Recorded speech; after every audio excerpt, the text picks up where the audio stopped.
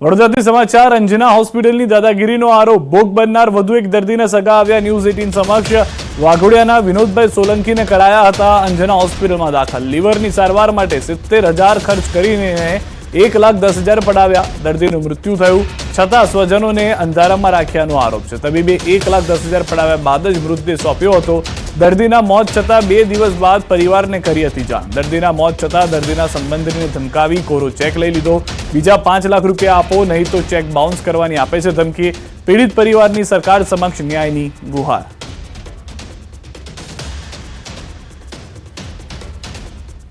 મારા શાળાને અમે અંજના હોસ્પિટલમાં દાખલ કર્યો હતો એને લીવરનો થોડો પ્રોબ્લેમ હતો પછી આપણે દાખલ કર્યો એટલે એમને કહ્યું કે ભાઈ એક નળી કોવાઈ ગઈ છે ને ઓપરેશન કરવું પડશે એટલે આપણે ઓપરેશન માટે હા પાડી પછી અમન ખન્ના ડૉક્ટર સાથે મારે વાત થઈ મેં કીધું ભાઈ ખર્ચો કેટલો આવશે એટલે એમને એવું કીધું કે ભાઈ લગભગ તમને 70,000માં બધું પૂરું થઈ જશે એટલે પછી 2 દિવસ પછી એક્સપાયર થઈ ગયા આઈસીયુમાં જ હતા અને પછી એક્સપાયર થઈ ગયા એટલે એમને મને બીજા દિવસ જાણ કરી કે ભાઈ તમારો સારો એક્સપાયર થઈ ગયો છે તમે બોડી લઈ જાઓ એટલે પછી મેં વાત થઈ તો એમને કહ્યું કે ભાઈ તમારે 1,10,000 રૂપિયા ભરવા પડશે તો તમને બોડી મળશે મેં તો સારું સાહેબ 1,10,000 રૂપિયા અમે ભરી દીધા પછી એને છેતરીને મારા બાબા પાસેથી ચેક લઈ લીધો તો એ મને ખબર હતી નહીં કે ભાઈ મારા બાબાને ચેક આપી દીધો એ પછી બોડી આપી ચેક આપ્યા પછી અને પછી એને અત્યારે એવી ધમકી આપે છે કે ભાઈ તું પૈસા આપ નહીં તો પછી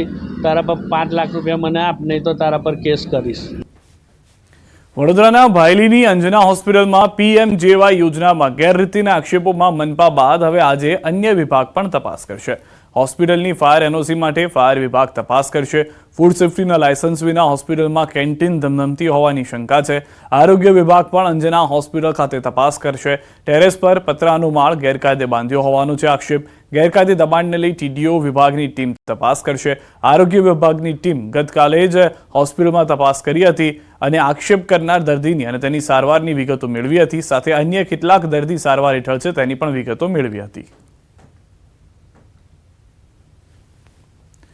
અમદાવાદના ખ્યાતિ હોસ્પિટલમાં મોતકાંડ બાદ મહેસાણામાં પણ તપાસ થઈ રહી છે પીએમજેવાય યોજનામાં ગેરરીતિ અંગે તપાસમાં રૂપિયા લેનારી 4 હોસ્પિટલોને પેનલ્ટી આપવામાં આવી છે 4 હોસ્પિટલો પાસેથી 5 ગણી પેનલ્ટી વસૂલાશે જેમાં મહેસાણાની લાયન્સ કડીની ભાગ્યોદય મહેસાણાની શંકુશ વિસનગરની નૂતન હોસ્પિટલ પાસેથી આરોગ્ય તંત્રએ દર્દીઓને પૈસા પરત અપાવ્યા કડીની ભાગ્યોદય હોસ્પિટલ પાસેથી 1,10,410 વસૂલાશે મહેસાણાની લાયન્સ હોસ્પિટલ પાસેથી 65,435 વસૂલાશે નૂતન હોસ્પિટલ પાસેથી 45,850 વસૂલાશે શંકુશ હોસ્પિટલ પાસેથી 57,000 રૂપિયા વસૂલાશે તમામ હોસ્પિટલ પાસેથી દર્દી પાસેથી લીધેલી રકમના 5 ગણી રકમ પેનલ્ટી સ્વરૂપે વસૂલાશે વિસનગરની ક્રિષ્ના મલ્ટી સ્પેશિયાલિટી હોસ્પિટલ પણ પગના ઓપરેશનના એક પેકેજની જગ્યાએ 2 પેકેજ કર્યા હતા અન્ય 15 હોસ્પિટલોને પણ નોટિસ ફટકારાઈ છે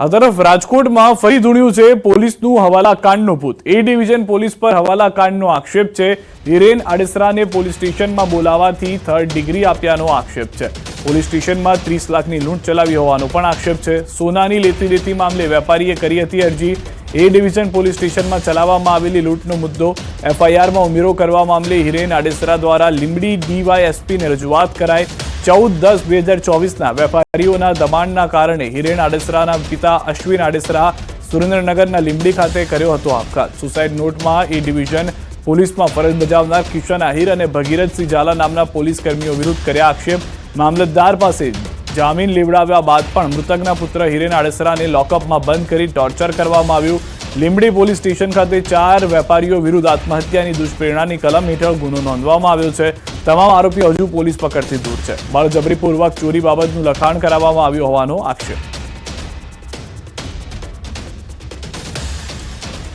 વિવેકભાઈ ભુવા દ્વારા રાજકોટ એ ડિવિઝનના કોઈ કોન્સ્ટેબલ છે કિશનભાઈ આહિર એને પોતાના શોરૂમે બોલાવેલા અને એમને કહેવામાં આવ્યું કે આ ભાઈ મારી દુકાનમાંથી સોનું ચોરી કરેલ છે ત્યારે મારા ભાઈએ જણાવ્યું કે અમે કોઈ ચોરી કરેલ નથી અમારે સાહેબ અમારે પોતાને એની પાસેથી મજૂરીનું સોનું લેવાનું બાકી નીકળે છે તો કિશનભાઈ આહિરે કીધું મજૂરીનું સોનું છે એ તું અત્યારે જવા દે અત્યારે તે સોનું આમાંથી જે ઉપાડ પેટે વેચી નાખ્યું છે એ સોનું જમા કરાવો એટલે મારા કાકાના દીકરાએ કીધું એ સોનું મારી પાસે નથી એટલે એને કીધું કે તો આને એ ડિવિઝન પોલીસ સ્ટેશન લઈ લો અને જે કાંઈ કાર્યવાહી થતી હતી એને એ ડિવિઝન પોલીસ સ્ટેશને કરવામાં આવી અને રાજકોટ એ ડિવિઝન પોલીસ સ્ટેશનના કિશનભાઈ આહિર દ્વારા મારા કાકા હિરેન અશ્વિનભાઈ આડેસરાને કાકાના દીકરાને અહીંયા મારવામાં આવ્યો, પટ્ટા દ્વારા, ફડાકા દ્વારા અને કાનમાં ધુંબા માર્યા છે, જેને હિસાબે મારા કાકાના દીકરાના કાનના પડદામાં ઇજનરી થઈ છે.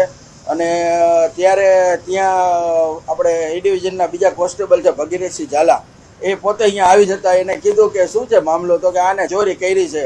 એટલે ભગીરથસિંહ દ્વારા ઝાલા દ્વારા મારા કાકાના દીકરાને 6 પટ્ટા મારવામાં આવ્યા, જેથી ગભરાઈ ગયા.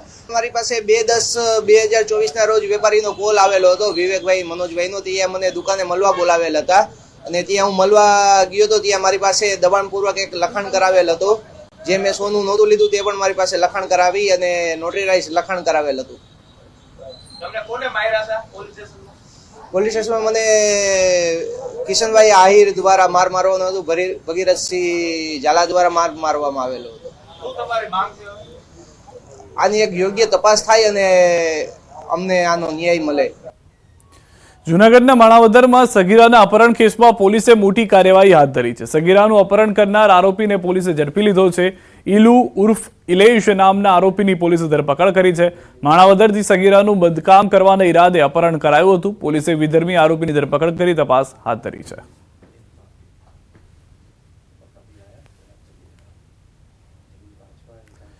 બેફામ રફતાર પર બ્રેક ક્યારે? સૌથી મહત્વની વાત. શરૂઆત સમાચારની તેનાથી.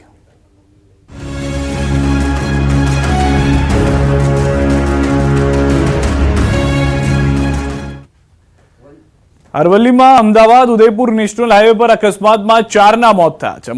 મોડાસાની અંદર ગળાધર નજીક અકસ્માત થયો. નેશનલ હાઈવેના પુલ પરથી કાર નીચે પટકાઈ. શામળાજી મંદિર દર્શન કરી પરત જતા પરિવારને અકસ્માત નડ્યો. કારમાં સવાર 4 લોકોના ઘટના સ્થળે મોત થયા. એક મહિલા અને 2 પુરુષ અને 1 બાળકીનું મૃત્યુ થયું. ટીંટોએ પોલીસ ઘટના સ્થળે પહોંચી તપાસ હાથ ધરી. મૃતકોને શામળાજી સિવિલ હોસ્પિટલ પીએમ માટે ખસેડાયા.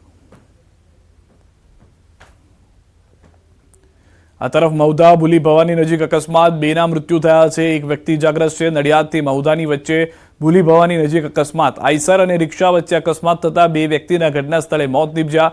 ઘટનામાં એક વ્યક્તિ ઇજાગ્રસ્ત થતા સારવાર માટે હોસ્પિટલ ખસેડાયા. અકસ્માતને પગલે મહુધા પોલીસે ઘટના સ્થળે પહોંચી કાર્યવાહી હાથ ધરી. તો ભરૂચના ગમખ્વાર અકસ્માતમાં 3ના મોત થયા છે. હાંસોડના શેરા ગામ પાસે કાર ઝાડ સાથે અથડાઈ હતી. કારમાં સવાર 3 લોકોના મૃત્યુ થયા છે. પરિવાર ભાવનગરથી સુરત તરફ જઈ રહ્યો હતો.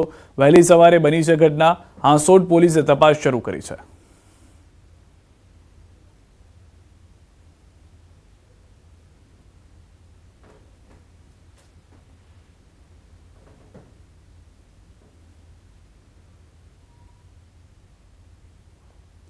તો કારમાં સવાર 3 લોકોના મૃત્યુના દ્રશ્યો આપ જોઈ રહ્યા છો. બીજી તરફ એ પણ ઘટના ઘટી હતી કે જ્યાં